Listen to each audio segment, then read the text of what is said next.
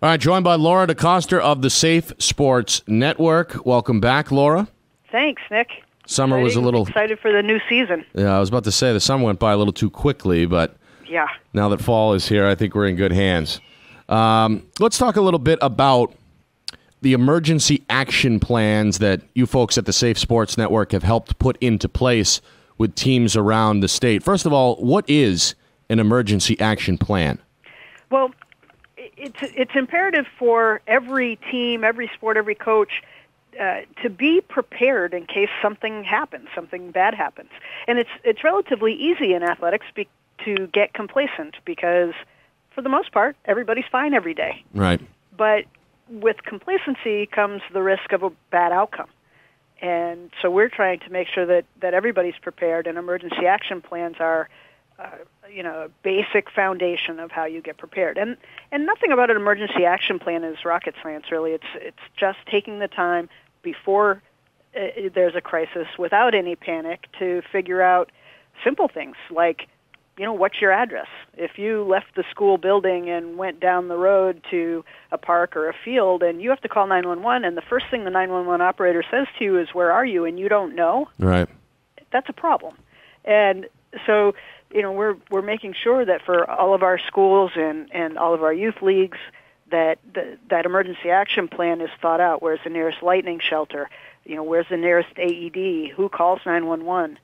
And so on and so forth. And we actually have written plans for each team or for each venue.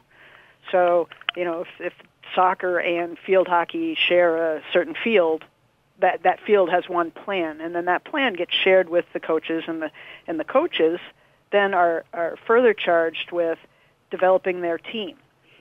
Like I said, who goes for the AED? Who's going to do CPR in rounds and shifts? Who's going to call 911 if there's a gate or a certain door that the ambulance should go to? One part of the emergency plan is if the gate has a lock, who has the key? How does the ambulance get in? Where should the ambulance go? And those sorts of things. So one of the cool things that's new this year is we've started running like a fire drill, if you will, for emergency response. And it's Drop the Dummy is the name of the drill that we didn't create it, but as soon as we heard this idea, it's like, yeah, we definitely need to implement that. Because, and what is that? Well, for years we've asked teams, we've told them, here's your emergency plan, and I'm not sure they've done anything with it. So these drills they're like a fire drill. What are you supposed to do when this happens?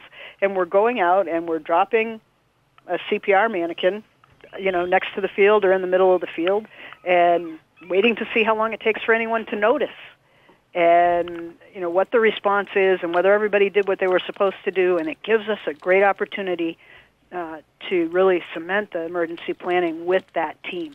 They see, oh, we did great, we feel confident, or they see we didn't do so well, we really need to review these things and attend to this issue so that then we don't have to think about it again. Again, Laura Decoster of the Safe Sports Network is our guest. Got about a minute or so left, Laura. Tell everybody again where they can find out more information online about what you guys are doing over at the Safe Sports Network. SafeSportsNetwork.org.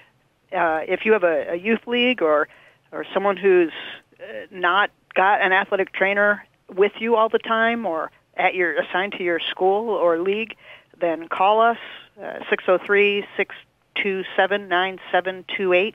We can help you get set with your emergency plans and make sure that you're prepared. Absolutely. Good stuff as usual, and I hope the transition back into fall work mode isn't as rough on you as it is on some others around here. Oh, boy. Let's not go there. Have a great weekend, Laura, and we'll talk again next week for sure. All right, Nick. Thank you. Thank you.